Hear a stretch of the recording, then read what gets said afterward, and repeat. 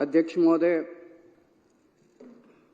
इस हाउस में हमारी मेजॉरिटी है और आज ये विश्वास प्रस्ताव कॉन्फिडेंस मोशन लाने की क्या जरूरत पड़ी, वो संक्षेप में कल मैंने बताया था ये प्रस्ताव रखते हुए कि मेरे पास 2 एमएलएज आए जिन्होंने कहा जी ये बीजेपी वाले आए थे और हमें ऑफर कर रहे थे कि केजरीवाल अब गिरफ्तार होने वाला है, उसके बाद हम इनकी सरकार गिरा देंगे आम आदमी पार्टी की, सारे एमएलए तोड़ लेंगे, 21 हमारे संपर्क में हैं, औरों से भी बात चल रही है, तुम भी आ जाओ, 25 करोड़ भी देंगे और जो मांगोगे और भी दे देंगे, तुमको चुनाव भी लड़ा देंगे।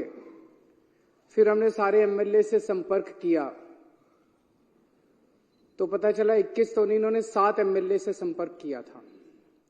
आज उनमें से कई एमएलएज ने इस हाउस के अंदर अपनी अपनी दास्तान सुनाई है और बताया है कि उनको अप्रोच किया गया था। जैसा भी मेरे भाई राजेश ने बताया, राजेश गुप्ता जी ने, कि ये कहते हैं सबूत दो। कैसे सबूत दें? किस चीज का सबूत दें? कभी किसी रिश्तेदार के जरिए आ जाते हैं, कभी किसी दोस्त के जरिए आ जाते हैं, आके कहते हैं जी आ जाओ हमारे साथ, अमित शाह से मिलवा देंगे, फलाना कर देंगे। उसकी कोई आदमी कोई टेप रिकॉर्डर जेब में लेके थोड़ी घूमता है कि कोई आएगा और मैं उसको टेप कर लूंगा। किस चीज का सबूत दें? तो मैं एक तो ये कहना चाहता हूं, ये बड़े दिनों से इनको ये लग रहा है कि केजरीवाल को गिरफ्तार कर लेंगे और पार्टी खत्म हो जाएगी। केजरीवाल को तो गिरफ्तार कर लोगे, केजरीवाल की सोच को कैसे गिरफ्तार करोगे?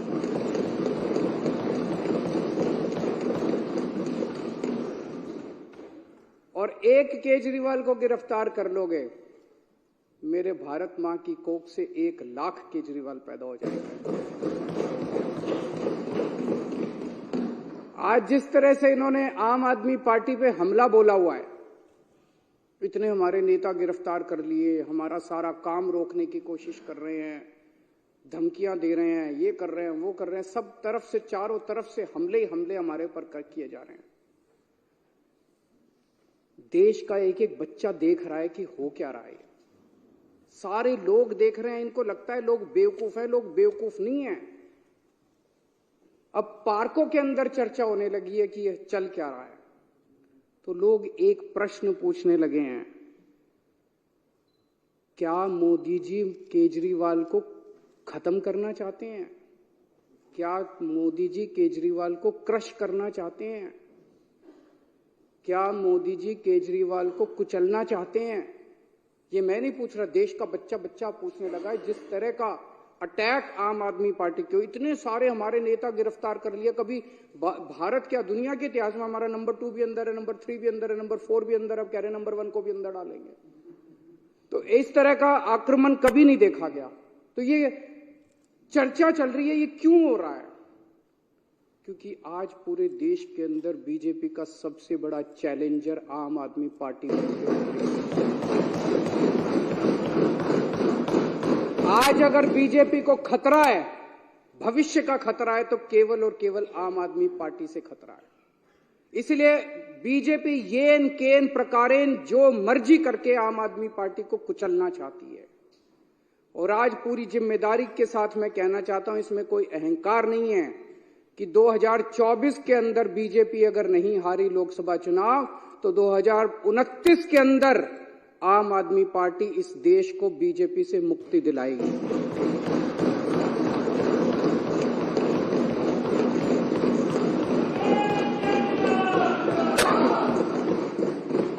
अध्यक्ष महोदय, ये कोई छोटी बात नहीं है। एक छोटी सी पार्टी, 12 साल का बच्चा है, 12 साल पहले ये पार्टी बनी थी। एक 12 साल का छोटा सा बच्चा है ये पार्टी। इस 12 साल के बच्चे ने इतने बड़े बड़े पार्टियों को चने चबा दिए। इस देश के अंदर 1350 पार्टियां रजिस्टर्ड हैं, 1350। उन्हीं में से एक पार्टी आम आदमी पार्टी थी। जब हमारी पार्टी 26 नवंबर 2012 को रजिस्टर की गई थी, रजिस्ट्रेशन के लिए अप्लाई किया था हम लोगों ने। 2012 26 नवंबर आम आदमी पार्टी का रजिस्ट्रेशन आज से 12 साल पहले अप्लाई किया गया था। मात्र 10 साल के अंदर आज तीसरी सबसे बड़ी पार्टी बन गई है पूरे देश के अंदर। बीजेपी और कांग्रेस के बाद तीसरी सबसे बड़ी। एक एमएलए बनने के लिए लोगों की चप्पल घिस जाती है, पूरी जिंदगी बीत जाती है एक एमएलए बनने के लिए, काउंसलर बनने के लिए। ये कोई इत्तेफाक नहीं है कि ये पार्टी इतने कम समय के अंदर आज 2 राज्यों के अंदर हमारी फुल फ्लेजेड सरकार है। बहुमत, भारी बहुमत के साथ, ऐतिहासिक बहुमत के साथ सरकार है। दिल्ली के अंदर 70 में से 67 सीट इतिहास में कभी नहीं आई। पंजाब के अंदर 117 में से 92 सीट पंजाब के इतिहास में कभी नहीं आई। गुजरात के अंदर पहली बार चुनाव लड़े, पहली बार के अंदर हमारे 14% वोट और 5 एमएलए आ गए। गोवा के अंदर पहली बार चुनाव लड़े और गोवा के अंदर हमारे आज 2 एमएलए हैं। ये कोई छोटी बात नहीं है, इतनी छोटी सी पार्टी और इतना बड़ा। और चंडीगढ़ के अंदर तो आपने देखा हमारा मेयर इन्होंने किस तरह से छीन लिया इन लोग। तो ये कोई छोटी बात नहीं है। और मात्र 12 साल के बाद आज नेशनल पार्टी बन गई। तो आज इनको खतरा और डर भविष्य का केवल और केवल आम आदमी पार्टी से है। और ये भी जानते हैं, और फिर मैं दोहरा रहा हूं कि अगर ये 2024 में जीत जाते हैं तो 2029 में बीजेपी को इस देश को बीजेपी से मुक्ति आम आदमी पार्टी दिलाएगी। कुछ लोग ये भी कहते हैं जब चर्चा करते हैं लोगों के साथ, लोगों में, मैं तो ये बता रहा हूं, ये मेरी भावनाएं नहीं है, लोगों की, जनता के अंदर जो चर्चा चल रही है, कुछ लोगों का ये भी कि आम आदमी पार्टी के पीछे इसलिए पड़ रही है दिल्ली की हार को पचा नहीं पा रहे। याद करो 2014 में मई के महीने में क्या जबरदस्त बहुमत लेके मोदी जी आए थे, क्या जबरदस्त। उसके बाद हरियाणा जीत गए, महाराष्ट्र जीत गए। एक अश्वमेध यज्ञ का घोड़ा चला था, ऐसे लग रहा था जैसे इस घोड़े को कोई नहीं रोक पाएगा। और फिर जब 2015 में ये घोड़ा दिल्ली पहुंचा तो दिल्ली के 2 करोड़ लोगों ने इसको रोक लिया। और केवल रोका नहीं, 70 में से 67 सीट बीजेपी केवल 3 पे सिमट गई। तो लोगों को क्या कहना है कि तब से इन लोगों ने ठान लिया कि इस पार्टी को तो नहीं छोड़ना, इस पार्टी को तो कुचलना है किसी भी तरह से। और फिर अक्सर देखा गया इस तरह के नई पार्टियां आती हैं, आंदोलन से निकलती हैं, बनती हैं और फिर एक ही चुनाव में खत्म हो जाती हैं। इनको पूरी उम्मीद थी कि एक चुनाव के बाद हम इतना इनको तंग करेंगे। आने के बाद इन्होंने बहुत तंग किया, हमें काम नहीं करने दिया इन लोगों ने। लेकिन 5 साल के बाद इनको उम्मीद थी चलो 2015 तो जीत गए, 2020 में इनकी सरकार नहीं बनने दें। फिर 2020 के अंदर 70 में से 62 सीट, ये 8 सीटों पे से 2019 में इतने भारी 303 सीट लेके लोकसभा के अंदर जीते, लेकिन उसके बाद दिल्ली के अंदर आके हार गए। तो इनको ये दिल्ली की हार पच नहीं रही। इन्होंने हमें रोकने के लिए क्या नहीं किया, सब कुछ किया इन्होंने हमें रोकने के लिए, कोई कसर नहीं छोड़े इन्होंने हमें रोकने के लिए। लेकिन जो हमारा असली चीज था वो ये, इन्होंने हमारे काम, सबसे बड़ी तकलीफ इनको किस बात की है कि जो काम हम लोग कर रहे हैं इनके पास उसका काट नहीं है। जो काम हम लोग कर रहे हैं ये वो काम नहीं कर सकते। हमने क्या क्या काम किए, हमने पिछले पहले हमारी दिल्ली में सरकार थी, पंजाब में सबसे बड़ा काम किया। दिल्ली में और पंजाब में दोनों जगह बिजली फ्री हो गई और बिजली 24 घंटे हो गई। मैं आज बीजेपी को चैलेंज करता हूं, 30 साल से गुजरात के अंदर तुम्हारी सरकार है, 15 साल से मध्य प्रदेश के अंदर तुम्हारी सरकार है, 10 साल से उत्तर प्रदेश के अंदर तुम्हारी सरकार है। एक राज्य के अंदर बिजली फ्री करके दिखा दो, तुम बिजली 24 घंटे करके दिखा दो। एक राज्य के अंदर इतने बड़े बड़े पावर कट लगते हैं, गुजरात के अंदर, मध्य प्रदेश के, पंजाब के अंदर 1 साल में 0 पावर कट हो गया। दिल्ली के अंदर 0 पावर, 24 घंटे बिजली आती है, फ्री बिजली आती है। तुमसे ना 24 घंटे बिजली आती, तुम्हारे राज्यों में ना 24 ना फ्री बिजली आती। इतनी महंगी बिजली आती है, इतने पैसे लेते हो जनता से। दिल्ली के अंदर हमने और अब पंजाब में कर रहे हैं, शानदार स्कूल बना दिए, सरकारी स्कूलों का काया पलट हो गया। पूरी दुनिया से लोग देखने के लिए आ रहे हैं। पूरी दुनिया के अंदर आज शिक्षा के लिए जाना जाता है दिल्ली को कि स्कूल बड़े अच्छे हो गए, शानदार शिक्षा, हैप्पीनेस करिकुलम। अमेरिका के राष्ट्रपति की बीवी हमारा हैप्पीनेस करिकुलम की क्लास अटेंड करके जाती है। दिल्ली ने देश का नाम पूरी दुनिया के अंदर रोशन किया है। और इनके स्कूलों को उठा के देख लो, गुजरात, मध्य प्रदेश, उत्तर प्रदेश के स्कूलों को उठा के देख लो, क्या हालत बना रखी है। उनके अंदर जानवर घूम रहे हैं, ये टूटी पड़ी हैं, दीवारें टूटी पड़ी है।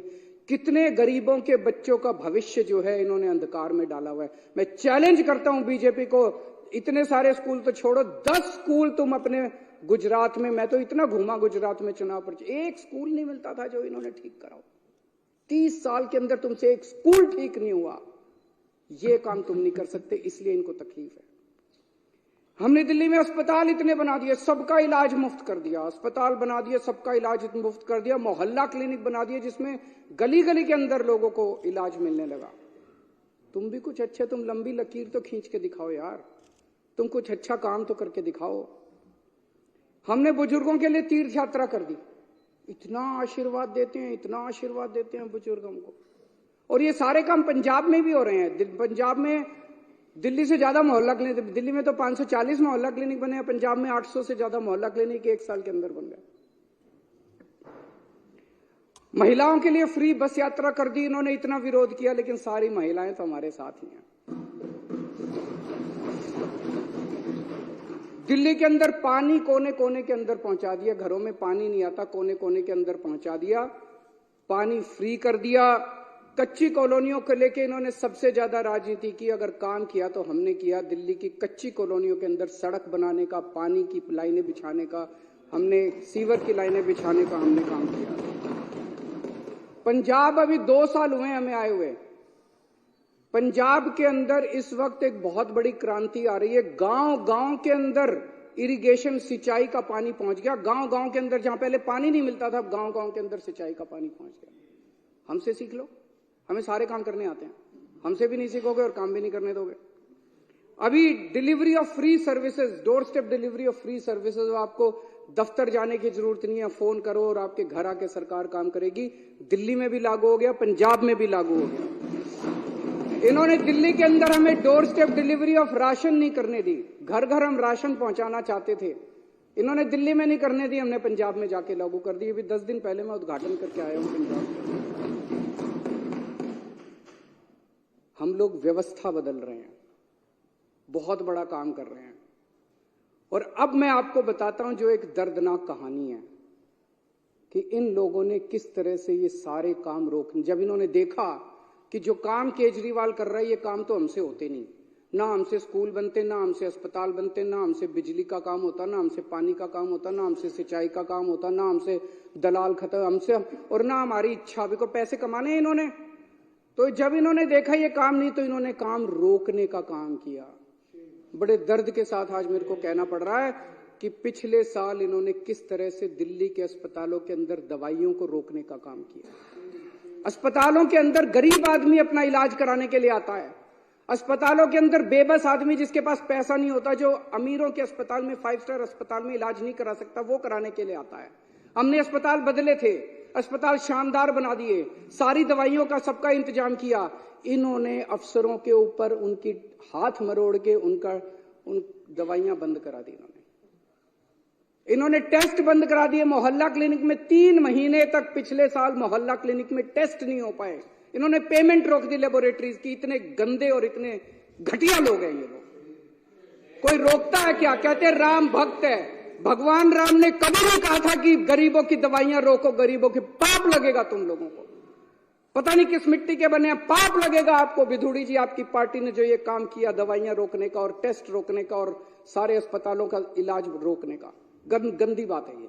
बता के जाना, आप भी रुक जाओ, बता के जाना अपनी पार्टी वालों को क्यों किया उन लोगों ने। दुश्मनी मेरे से है, दुश्मनी केजरीवाल से है। दिल्ली के 2 करोड़ लोगों से क्यों बदला ले रहे हो तुम लोग?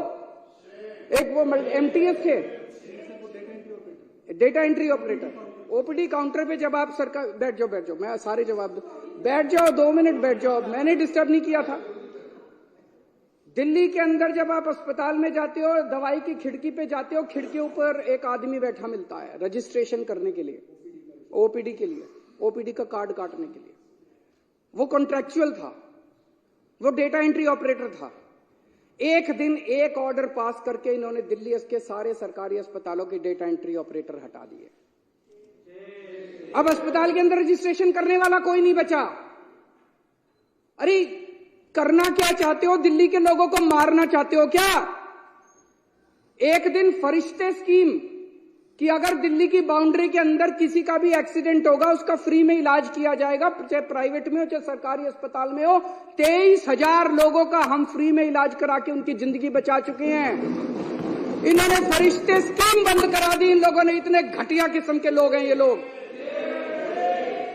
मेरा दिल रोता है जब मैं ये सारी चीजें, मैं जानता हूं किसी दिन लिखूंगा ये सब कि किस तरह से भारतीय जनता पार्टी के लोगों ने कितने घटिया स्तर के ऊपर इन लोगों ने काम किया है। ये राजनीति होती है। ये राजनीति सत्ता के लिए तुम किसी भी हद तक चले जाओगे, कुछ भी करोगे सत्ता के लिए। अरे मेरे से दुश्मनी है, मेरे को गालियां दे लो यार, दिल्ली के लोगों का इलाज तो मत रोको कम से कम। आप लोगों को लगेगा केजरीवाल झूठ बोल रहा है। भाई सरकार तो हमारी है, फिर ये कैसे रोक सकते हैं? ऐसा मन में आएगा ना कि भाई सरकार तो हमारी है, सरकार तो केजरीवाल की है, फिर ये कैसे रोक सकते हैं? मैं बताता हूं कैसे रोक सकते हैं। सर्विसेज इनके पास है। सर्विसेज का मतलब ट्रांसफर पोस्टिंग, किस अफसर को कहां लगाना है, कहां से हटाना है, किस अफसर के खिलाफ कार्रवाई करनी है। अगर कोई अफसर करप्शन करता है तो उसके खिलाफ कार्रवाई, डिसिप्लिनरी प्रोसीडिंग, विजिलेंस, जेल भेजना, ये सारा इनके पास है। पूरा अफसरशाही के ऊपर और स्टाफ के ऊपर और कर्मचारियों के ऊपर इनका कंट्रोल है। आज मेरे को जो मेरा चपरासी मेरे कमरे में चाय पिलाने आता है, अगर कल वो कह दे मैं चाय नहीं पिलाता, मैं उसकी ट्रांसफर नहीं कर सकता मुख्यमंत्री होके भी। इतनी भी पावर नहीं है मेरे पास। सुप्रीम कोर्ट ने ऑर्डर पास किया, भाई ऐसे सरकार नहीं चल सकती, इनके ऊपर कंट्रोल मुख्यमंत्री का होगा। इन्होंने कानून ला के पास कर दिया कि नहीं, कि मुख्यमंत्री का नहीं होगा, एलजी का कंट्रोल होगा, केंद्र सरकार का कंट्रोल होगा। अब ये क्या कर रहे हैं? एक एक एक एक आईएएस अफसर को बुला के धमकी दी जा रही है। धमकी क्या दी जा रही है कि अगर तुमने इस सरकार का एक भी काम किया, किसी भी मंत्री का एक भी काम किया, तुमको जेल भेज देंगे, तुमको सस्पेंड कर देंगे, तुम्हारे ऊपर झूठा केस बना देंगे। जैसे इतने सारे झूठे केस अभी इन्होंने बताए, तुम्हारे ऊपर झूठा केस बना देंगे, सस्पेंड कर देंगे, ईडी लगा देंगे, सीबीआई लगा देंगे। खबरदार अगर तुमने इनका साथ दिया तो। रो रहे हैं आईएएस अफसर, रो रहे हैं दिल्ली सरकार के कर्मचारी। एक मेरे पास अफसर आया, टप टप आंसू बह रहे थे, 56 साल की उम्र है उसकी, और टप टप टप टप आंसू बह रहे थे उस आईएएस अफसर के। वो बेचारा, वो कहता है जी मैंने कभी ऐसी नौकरी नहीं देखी, इस तरह का माहौल मैंने कभी नहीं देखा कि खुलेआम हमें धमकाया जा रहा है। दिल्ली के अंदर, पूरी दिल्ली के अंदर पानी का संकट इन्होंने और सीवर का संकट पैदा कर रखा है। कैसे? आप लोगों ने इस पूरी विधानसभा ने बैठ के बजट पास किया पिछले साल। आपने कहा भाई 5,000 करोड़ रुपए बजट होगा दिल्ली जल बोर्ड का। वो सारा पैसा लेके बैठ गए ये लोग। फाइनेंस डिपार्टमेंट पैसा नहीं दे रहा जल बोर्ड का। 6 महीने से पैसा नहीं मिला जल बोर्ड को। जल बोर्ड चलेगा कैसे? छोटे मोटे रिपेयर का पैसा भी नहीं मिला जल बोर्ड के पास रिपेयर का पैसा भी नहीं बचा। छोटा मोटा धमकी दी जा रही है कि फाइनेंस डिपार्टमेंट के प्रिंसिपल सेक्रेटरी को धमकी दी जा रही है, खबरदार अगर तूने पैसा दिया। दिल्ली को ये बर्बाद करना चाहते हैं। चारों तरफ सीवर बहने लग गया, पानी का संकट हो रहा है। अल्टीमेटली सौरभ भारद्वाज और अतीशी ने मिलकर हाईकोर्ट में केस करा। हाईकोर्ट ने ऑर्डर कर दिया पैसा तुरंत रिलीज करो। अगली हेयरिंग 29 फरवरी को है, अभी तक नहीं करा इन्होंने। ना ये सुप्रीम कोर्ट की मानते, ना ये हाईकोर्ट की मानते। अब एक और संकट पैदा कर दिया इन्होंने। पानी के बिलों का बहुत बुरा हाल हो रहा है दिल्ली के अंदर। अनाप शनाप बिल आ रहे हैं, गलत बिल है, सारे के सारे गलत बिल है। हमने प्रस्ताव रखा, आप ही बताना अगर गलत है तो। हमने कहा भाई अगर किसी का पानी का बिल गलत है, आपके पिछले सालों के अंदर 3 साल 4 साल 5 साल जब से आपने पैसे नहीं भरे, आपके 2 या 2 से ज्यादा अगर कोई भी ओके बिल है, उसको हम ले लेंगे, उसका एवरेज निकालेंगे और एवरेज के हिसाब से बाकी सारी कर देंगे। ठीक है कि नहीं है? गलत है कि ठीक है? हमने ये बनाया प्रस्ताव बना के अफसरों को भेजा, इसको लागू करो। अफसरों ने फाइल पे लिख दिया कि हम नहीं लागू करते। फिर बुला के पूछा उनसे, अफसरों से रोने लग गए बेचारे। बोले जी कह रहे हैं तुम्हारी नौकरी चली जाएगी, तुमको जेल में डाल देंगे अगर तुमने ये प्रस्ताव पारित किया तो। लेकिन प्रस्ताव तो पारित करा के छोड़ेगा केजरीवाल।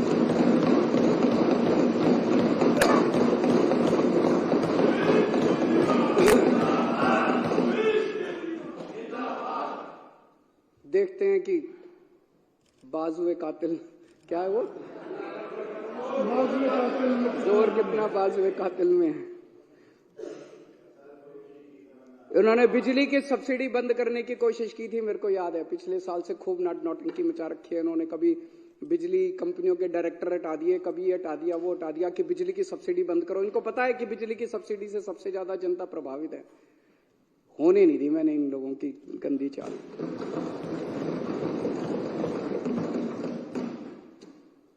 हम बहुत छोटे लोग हैं और हम यहाँ पे देखो तो पता नहीं मुश्किल से 2-4 ही होंगे जो कि पॉलिटिकल बैकग्राउंड से हैं, बाकी तो सारी एक तरह से गलियों में घुमा करते थे हम सारे।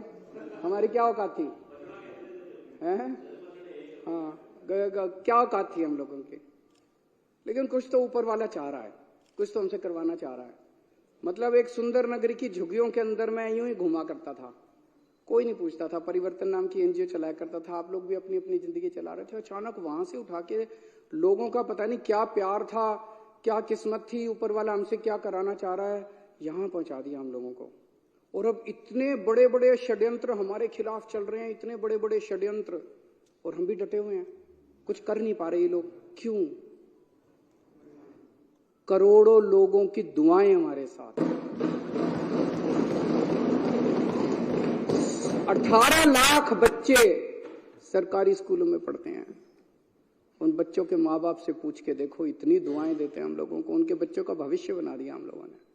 उसमें बीजेपी वालों के भी हैं, कांग्रेस। हमने कभी राजनीति नहीं की, हमने ये नहीं कहा कि आम आदमी पार्टी वालों के बच्चों को एडमिशन देगी, बीजेपी वाले सारे आओ, सारे हमारे बच्चे हैं, चाहे बीजेपी वालों के चाहे कांग्रेस, बच्चे पढ़ जाएं। उन बच्चों के माँ बाप का आशीर्वाद हमारे साथ है। लाखों करोड़ों लोगों का मुफ्त में इलाज हुआ अस्पतालों के अंदर, मोहल्ला क्लिनिक के अंदर, उनकी दुआएं हमारे साथ है।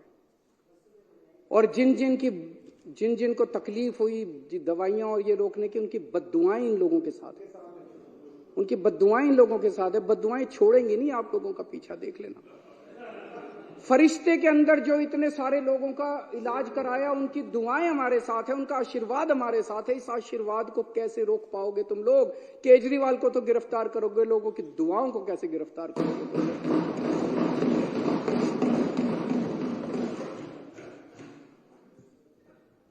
अब ये ऑपरेशन लोटस करने आए हैं, कितने ऑपरेशन लोटस कर लिए, अब तो थकते भी नहीं हो तुम। हमारी दाद तो देनी पड़ेगी तुम लोगों को। हमें क्यों नहीं तोड़ पा रहे ये लोग, हमें क्यों नहीं खरीद पा रहे? क्योंकि हमने कोई गलत काम नहीं किया। दूसरे स्टेट्स के अंदर दूसरे नेताओं, जो आपने इतने सारे नाम लिए, फलाना ये फलाना वो, उन लोगों ने गलत काम किए थे। वो गलत काम किए थे, इसलिए उनको बीजेपी का संरक्षण चाहिए था, इसीलिए वो अपनी पार्टी छोड़ के इनके साथ चले गए।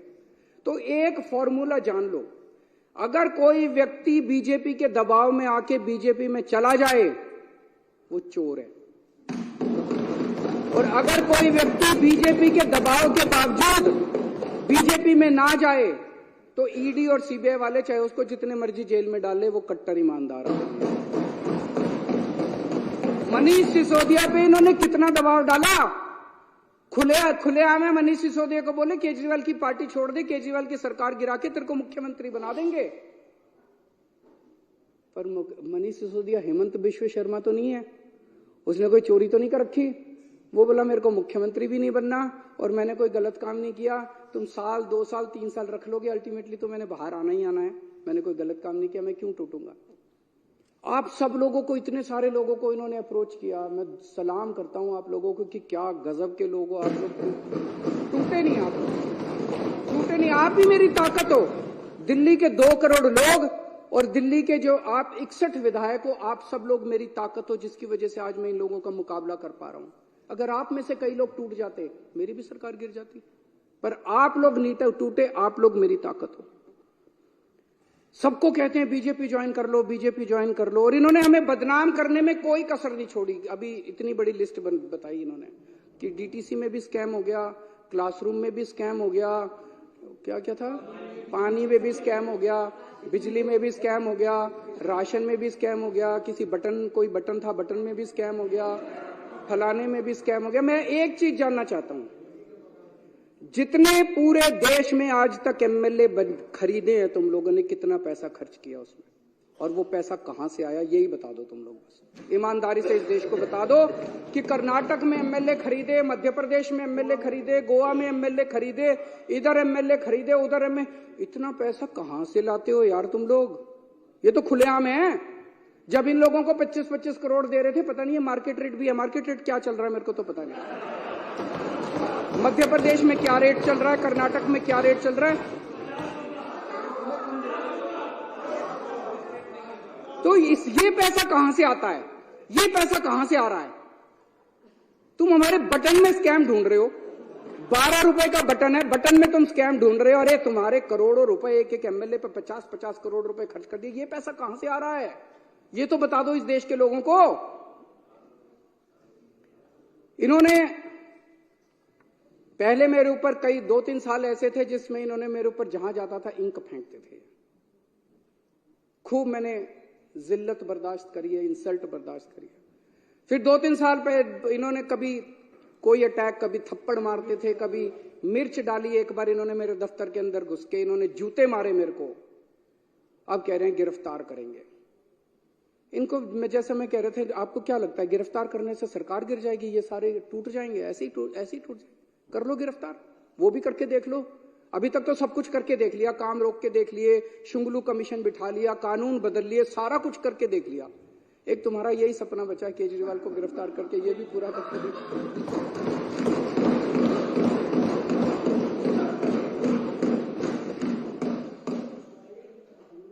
अभी तक तुमने इतनी रेड मारी, एक भी नेता के खिलाफ इसके ऊपर मुकदमा चलना चाहिए। बीजेपी वालों के ऊपर ऐसे ही रेड मारने घुस जाते हो किसी के घर भी। कोई कानून नियम है, कायदा है या नहीं है, संविधान है या नहीं है?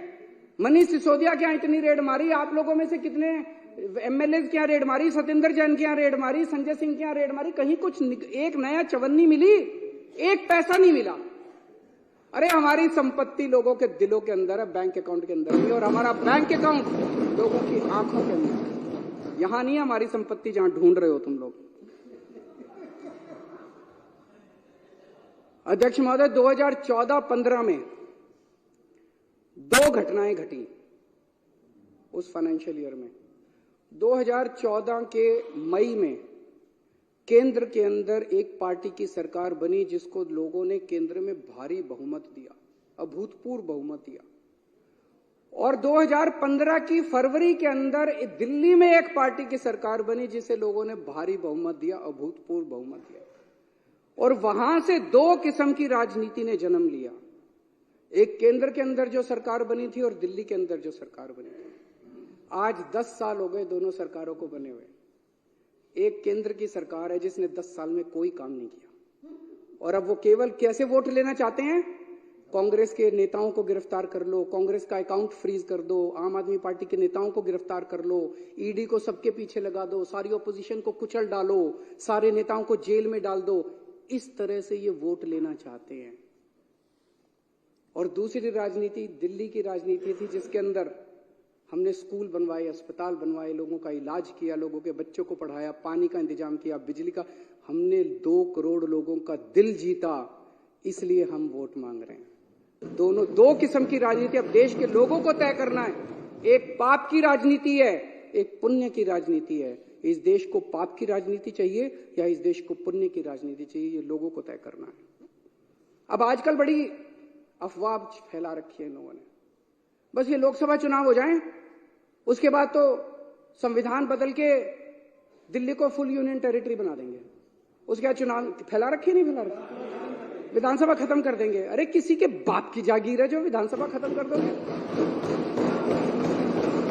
ऐसे ही विधानसभा खत्म कर दोगे? ये देश किसी की पिताजी की जागीर थोड़ी है कि ऐसे ही विधानसभा खत्म कर दोगे। मैं आज बीजेपी से जानना चाहता हूं, ये चुनाव इसी बात पे हो जाए, दिल्ली के लोगों से जाके वोट मांगो, बोलो तुम्हारा वोट का अधिकार छीन लेंगे, वोट दो हमको। मजाल जो तुमको। आज बीजेपी स्पष्ट कर दे कि लोकसभा के बाद दिल्ली की विधानसभा को भंग करेंगे कि नहीं करेंगे, इसी के ऊपर चुनाव हो जाए इस बार। आप भी जा जाके गली गली में बोलना और गली गली में लोगों को बताना कि अगर तुमने बीजेपी को वोट दे दिया तो तुम्हारा बीजेपी वोट का अधिकार छीनने वाली है। बीजेपी खुल के अंदर बोल रही है और बीजेपी को हम ललकारेंगे, अगर हिम्मत है तो करके दिखा दो।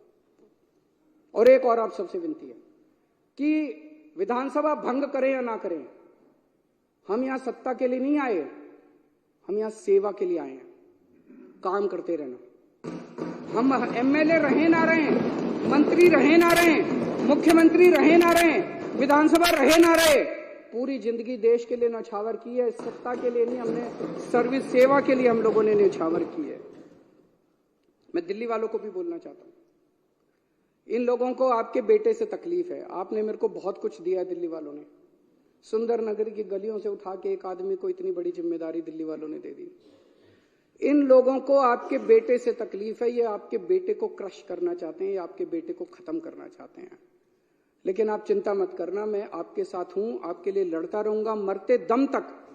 मेरी ये विधानसभा भंग भी कर दें, अगर ये जितने मर्जी षड्यंत्र करते रहें, सत्ता में होते हुए या सत्ता में बाहर रह के मेरी जिंदगी आप लोगों के लिए है। 7 जन्म में भी मैं आपका एहसान नहीं चुका सकता जो एहसान दिल्ली वालों का मेरा है।